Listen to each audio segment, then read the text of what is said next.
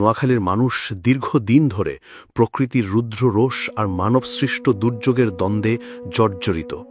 তবে এবারের দুর্ভোগ যেন সব কিছুকে ছাপিয়ে গেছে। আমি আগেও আমার ভিডিওগুলোতে আপনাদের দেখিয়েছি, কবিরহাট, কোম্পানিগঞ্জ সহ বৃহৎ এলাকা এখন পানিবন্দী। বন্যা নয়, বলা চলে এটা এক নির্মম মানবসৃষ্ট দুর্যোগ।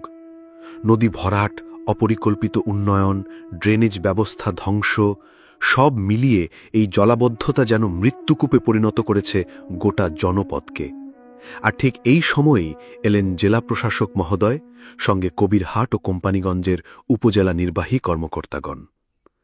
তাদের সরেজমিন পরিদর্শনে মানুষের মনে জেগেছিল একটুখানি আশার আলো। ভাবছিলাম, হয়তো এবার কিছু হবে, হয়তো এবার কেউ আমাদের কথা শুনবে। কিন্তু বাস্তবতা যেন সেই আশাকে ক্রূর উপহাসে পরিণত করল।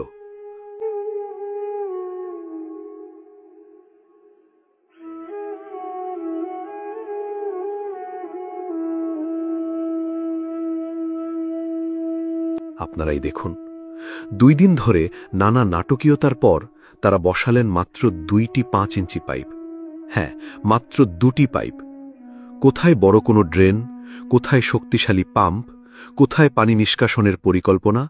তার বদলে এই ক্ষীণ পাইপ ফিট করে যেন আমাদের সঙ্গে করা হলো প্রকাশ্য রসিকতা।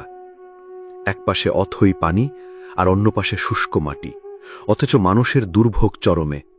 শিশু, বৃদ্ধ, নারী সবাই এই জলাবদ্ধতায় নিঃস্ব হয়ে পড়েছে।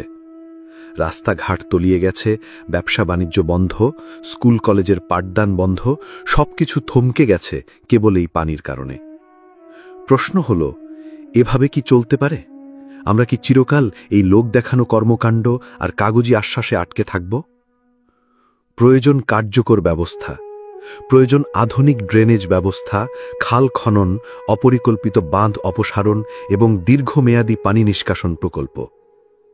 আমাদের দাবি, অযথা ছবি তুলে ফেসবুকে পোস্ট দিয়ে লোক দেখানো মিটিং নয়, চাই বাস্তব পদক্ষেপ।